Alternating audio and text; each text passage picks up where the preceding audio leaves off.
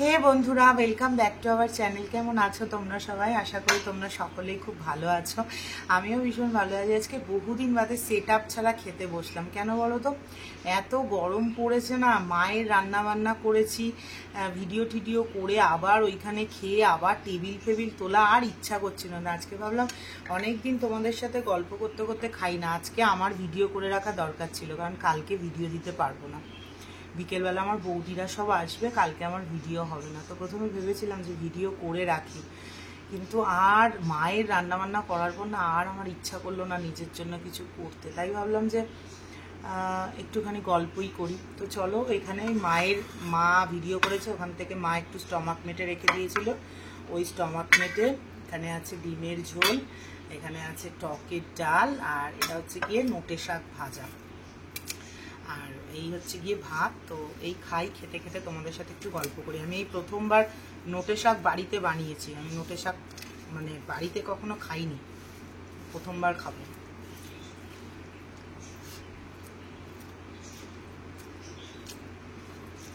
কোনো পার্থক্যই নেই, একই রকম খেতে। যাই হোক, আজকে তোমাদের সাথে আমি অনেকে আমাকে বলেছে, দিদি তোমার খেতে খেতে খাওয়ার ভিডিও খুব মিস করছি, গল্প করার ভিডিও খুব মিস করছি। অনেক অনেক গল্পের রিকোয়েস্ট এসছে। একজন বলেছে ও মনে হয় প্রেগনেন্ট, না দিদি তোমার 9 মান্থের প্রেগনেন্সি স্টোরি শেয়ার করো। এগুলো তো ঠিক আছে, সব থেকে ইন্টারেস্টিং জিনিস কি এসছে জানো? আমাকে বলছে দিদি তোমার কলেজ প্রেম শেয়ার করো। আরে আমার কলেজের প্রেমটা না পুরো কোরিয়ান ড্রামার মতো, কিন্তু সবাই সবার মতো ভালো আছে, কি দরকার খুঁচিয়ে ঘা করার, তাই না? যাই হোক, আজকে একটু অন্য টপিক নিয়ে কথা বলি। হ্যাঁ, সেটা হচ্ছে গিয়ে আজকে আমার কথাগুলো অনেকের পছন্দ হবে, অনেকের পছন্দ হবে না। যারা হ্যাংলামি ব্লগে ভিডিওটা দেখে বলবে খেতে খেতে কেন এত কথা বলছো, তাদের বলে দিই এই ভিডিওটা কিন্তু ইটিং শো নয়, এটা টকিং শো। ভাতের থালাটা হচ্ছে গিয়ে আমার অস্ত্র, কারণ আমি যেগুলো বলতে চাই সেগুলো ভাতের থালা নিয়ে বসলে বেশি লোকের কাছে পৌঁছে, বুঝেছো? এটাই হচ্ছে গিয়ে ব্যাপার। তো যেটা বলার সেটা হচ্ছে গিয়ে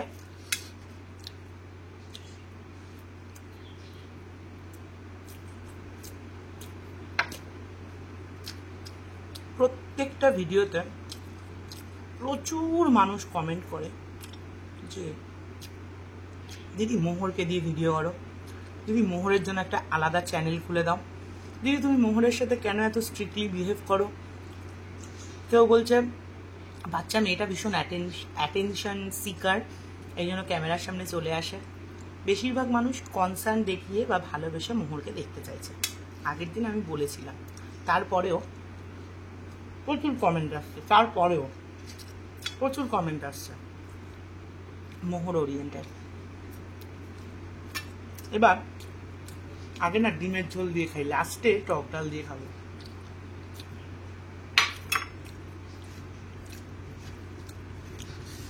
আমি জানি মোহরকে নিয়ে খেতে বসলে বা মোহরকে ক্যামেরার সামনে আনলে আমার কিছু যায় আসবে না, তোমাদের ভালো লাগবে।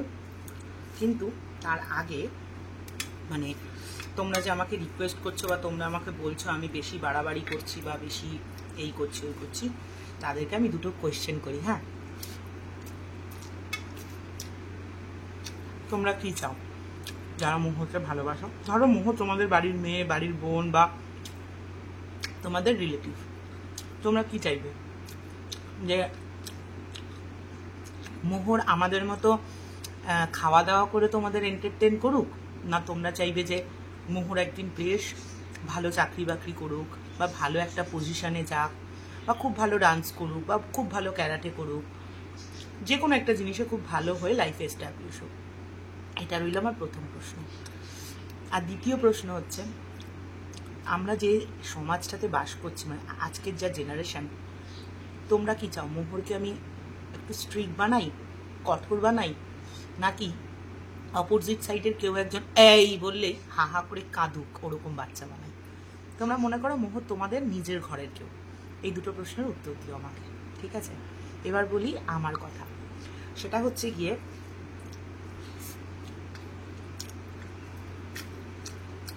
আমি আগেও বলেছি যে মোহরকে কেন আনবো না ক্যামেরার সামনে, আমি মোহরের সাথে কেন খাবো না।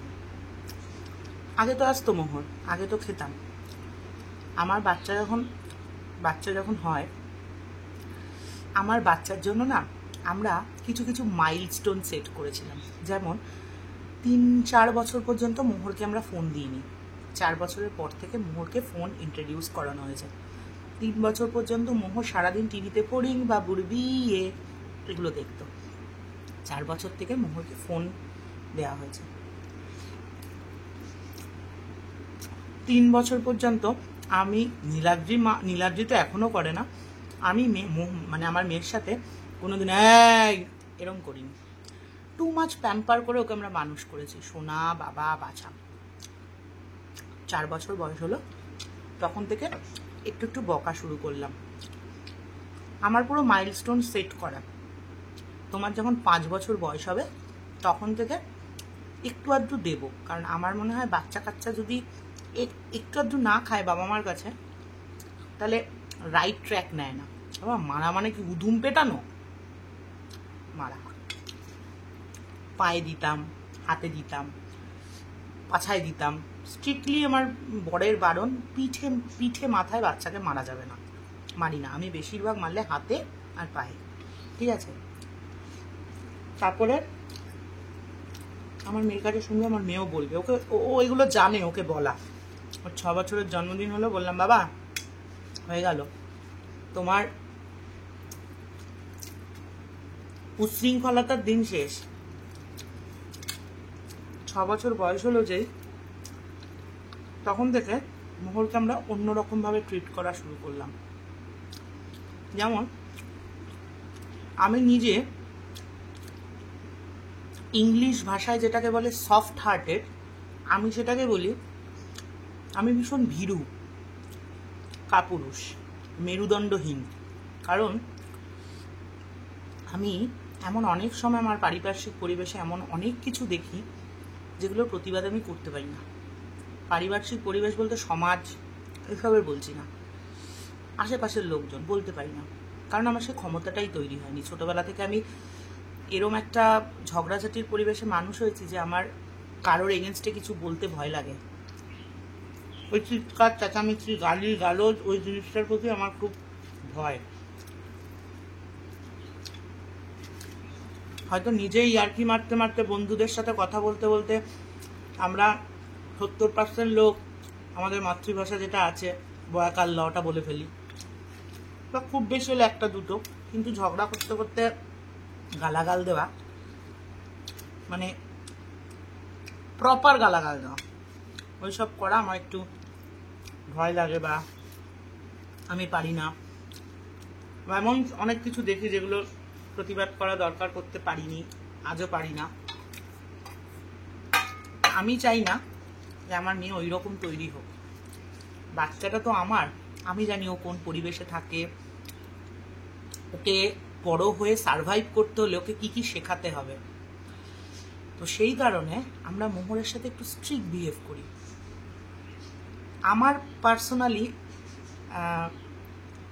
মানুষের বাচ্চাকে মানুষ করার তো দুটো ওয়ে থাকে, কেউ খুব সফট ওয়েতে মানুষ করে, কেউ একটু স্ট্রিক্ট ওয়েতে মানুষ করে।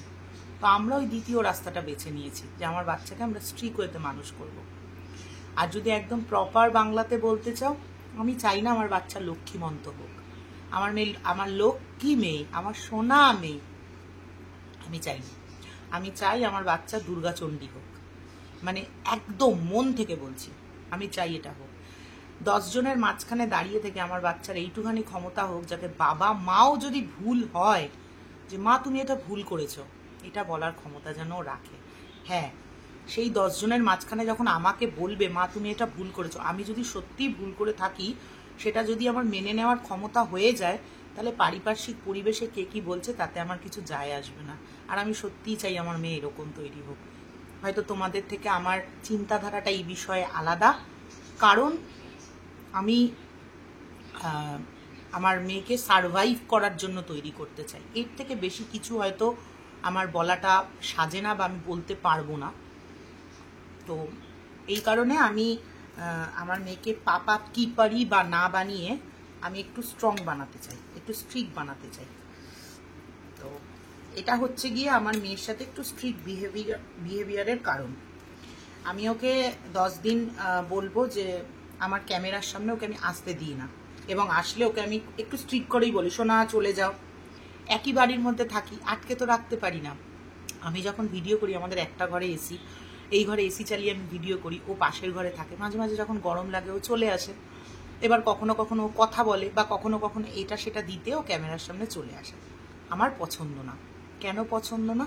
কারণ আমি চাই না যে আমার মেয়ে এই মুহূর্তে দাঁড়িয়ে খাওয়া দাওয়া করে পয়সা ইনকাম করা যায় এই জিনিসটা বুঝুক।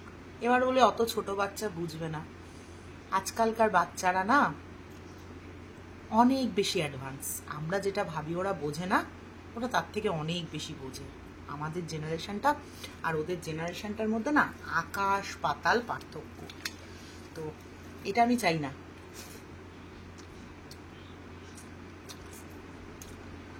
এতদিন তো ইউটিউবে ভিডিও করা যেত না, এখন যখন যাচ্ছে। আগে যখন করতাম ও বুঝতো না, কিন্তু শুনেছে ও হালকা মটন বলতো, ঠিকঠাক কথা বলতে পারতো না। এখন কিন্তু বুঝতে শিখেছে যে আমি বলছি বাবা এটা আমার কাজ, মা এটা আমার কাজ। কাজ কাজ হচ্ছে, দুদিন বাদে বুঝবে এখান থেকে মা পয়সা পাচ্ছে, এটা মায়ের সোর্স অফ ইনকাম। তারপর আস্তে আস্তে দেখা যদি যায়, যদি যে পড়াশুনোর থেকেও এই ভিডিওর প্রতি বেশি ইন্টারেস্টেড হয়ে যাচ্ছে, বা এক্সট্রা অ্যাক্টিভিটির থেকে এই ভিডিও সোশ্যাল প্ল্যাটফর্ম থেকে পয়সা ইনকামের জন্য বেশি মানে ওটার প্রতিও বেশি পরিমাণে অ্যাট্রাক্ট হয়ে যাচ্ছে, তখন আমি কি করব? তাহলে আমাকে যেখান থেকে শুরু গোড়াটাই কাটতে হবে। এবার তোমরা বলবে তাহলে তুমি বন্ধ করে দাও। আমি তো বন্ধ করতে পারছি না, কারণ আমি আমার মেয়েকে যে যে স্বপ্নগুলো দেখছি নিয়ে, সেটাকে সিকিওর করার জন্য আরও 2-3 বছর আমাকে খেতে হবে, এই কাজটা করতে হবে। 18 বছর হয়ে যাক, তারপর যদি মনে হয় যে ওর সোশ্যাল প্ল্যাটফর্ম থেকে পয়সা ইনকাম করবে, কারণ আগামী 5-7 বছরে সোশ্যাল প্ল্যাটফর্ম আরও বেশি স্ট্রং হবে, এখান থেকে ইনকাম করার রাস্তা আরও বেশি বাড়বে, তখন যদি আমার মনে হয় যে ও এটা করতে পারে। কিন্তু এখন থেকে আমি ওকে এটা করাতে পারি না। হ্যাংলামি পরিবারে তোমরা দেখেছো, আমি কিন্তু মোহরের অ্যাচিভমেন্টটা বেশি দেখানোর চেষ্টা করি, যাতে বলতে পারি বাবা সবাই কিন্তু বলছে তুমি এটা দারুণ করেছো, তোমাকে কিন্তু আরো ভালো করতে হবে। অনেকে বলে মোহরের হ্যান্ডরাইটিং খুব সুন্দর। আমি বলি শোনা দেখ, সবাই বলছে তোর হ্যান্ডরাইটিংটা কি সুন্দর, আরো ভালো করতে হবে, তো এরপরে তাহলে একদিন ভিডিও করবো। এবার ধরো ও যেদিন সুন্দর করে লিখছে সেদিন বলবে মা একটা ভিডিও করো, আমি সুন্দর করে লিখছি, তাহলে সবাই দেখবে। তো এবার এইটার এই যে অ্যাপ্রিসিয়েশনটা, এটা বেশি মধুর লাগছে নাকি ওয়াও মোহর তুমি কি সুন্দর খেয়েছো বাবা, এটা বেশি অ্যাট্রাকটিভ লাগছে? এটা তোমার বাড়ির বাচ্চা হিসেবে এটা ভাবো। আমি এই কারণে এতদিন নিয়ে আসলেও এই কারণে আমি মোহরকে যে কোনো মানে খাওয়ার আসর হ্যাংলামিতে আনতে চাইছি না, খাওয়া দাওয়া ওরিয়েন্টেড ব্যাপারে। কিন্তু আমি হ্যাংলামি ব্লগে তোকে দেখাচ্ছি, হ্যাংলামি পরিবারে তোকে দেখাচ্ছি ও কি করছে সারাদিন, বা ও কিভাবে পড়াশুনো করছে, বা ও কি পড়াশুনো করছে, বা ওর ক্যারাটের কি হচ্ছে, বা ওর আঁকার কি হচ্ছে, এগুলো দেখাচ্ছি। তো আমি তোমাদের কাছে রিকোয়েস্ট করব, আমি আশা করি তোমরা বুঝতে পারছো যে আমি কি বলছি। এবার মা বলতে পারি না গো, নিচে আমার কোমরটা গেছে। এবার মা হিসেবে আমি যদি চাই আমার বাচ্চাকে একটু স্ট্রিক্টলি আমি মানুষ করব, সেটা কি আমার অন্যায়? এবার তোমরা বলবে ক্যামেরার পিছনে গিয়ে করো। কেন করব ক্যামেরার পিছনে? তাহলে তো সেটা ডুপ্লিসিটি হয়ে যাবে। ক্যামেরার সামনে ও মা আমার, সোনা মা আমার, বাছা মা আমার করে পিছনে গিয়ে ঠাসিয়ে গাল লাল করে দেবো, অসভ্য মেয়ে, জানো না ক্যামেরার সামনে কিভাবে কথা বলতে হয়? এটা করা কি ঠিক? এই জন্য আমি কাটিও না, ও যা বলে আমি রেখে দিই, ফিল্টার করি না। এই হচ্ছে গিয়ে রিজন মোহরকে না আশা করি তোমরা বুঝতে পারছো আমি কেন বলছি। আমি খাচ্ছি, খেয়ে পয়সা ইনকাম করছি। এই যে আজকের খাওয়াটা খাচ্ছি, সুন্দর করে গল্প করতে করতে খাচ্ছি, কোনো কষ্ট হচ্ছে না, কিছু না। খাবার আসলে যখন খাবো গপ গপ গপ গপ করে খাবো, তাতে স্লোলি খেলেও লোকে গালাগাল দেবে, গপ গপ করে খেলেও লোকে গালাগাল দেবে।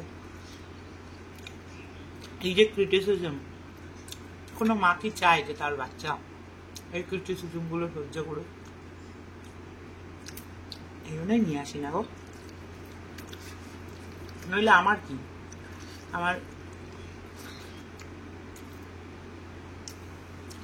আমি খাবার ভিডিও করলে হ্যাংলামি পরিবারে 20,000-25,000 দেখছে, মোহরের মনিটাইজেশন অন ছাড়া 2 সপ্তাহে প্রায় 60-65,000 লোক দেখেছে। তা ওই ভিডিওটা আমি তো আরো 4টে ভিডিও করাতে পারি, আমার তো সুবিধাই হবে।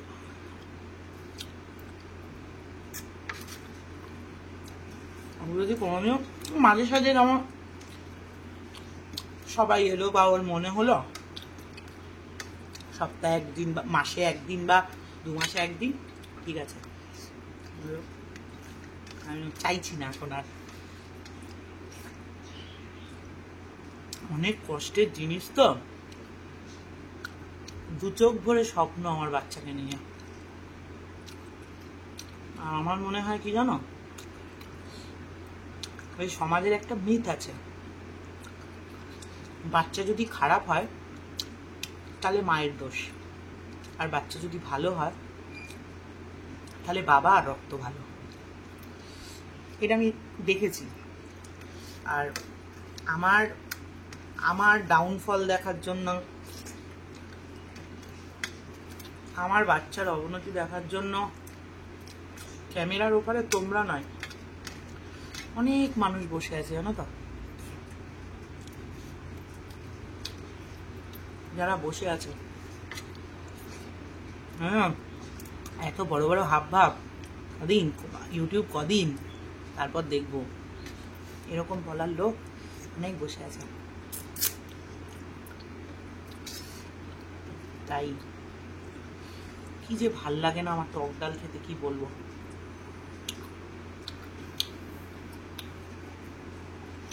এই দেখো ভাত দিয়ে গেছি, এখানে রেখে গেছে আমার পায়ের তলায়। টক ডাল হলে খেতাম, সব মেটে মেটে আমি খাই না। এই যে খেলাম, বিকেলে বেলা বৌদিরা আসবে, এখন সব ভিডিও এডিট করে পোস্ট করে রেখে দেবো। তারপর তোমার বিকেলবেলা একটুখানি অন্যরকম প্ল্যান আছে, সেসব করবো। ভাল লাগছে না, টক ডাল দিয়ে ভাল লাগছিল। চলো নেক্সট দিন আমার 9 মান্থের প্রেগনেন্সি স্টোরিটা অবশ্যই শেয়ার করবো। তবে কলেজের ট্রেন শুনতে চাও না, আমি বলে দিতে পারি, আমার কোনো অসুবিধা নেই, কারণ এমন কিছু হ্যাপেনিং নেই যেটা বললে ইন ফিউচার আমার প্রবলেম হবে। আমার অনেকে আছে যারা নিতে পারবে না, বল বাবা দেখো বিয়ের 12 বছর হয়ে গেছে, আমার পুরোনো প্রেম মনে করছে। পুরোনো প্রেম মনে করে না, তোমরা বলো আমি গল্পটা করবো কিনা, আমার কোনো অসুবিধা নেই। তোমরা যদি বলো তাহলে মানে 1-2 জন বলেছে তো, ঠিক সাহস পাচ্ছি না, খাবো না বললাম তো। চলো টাটা।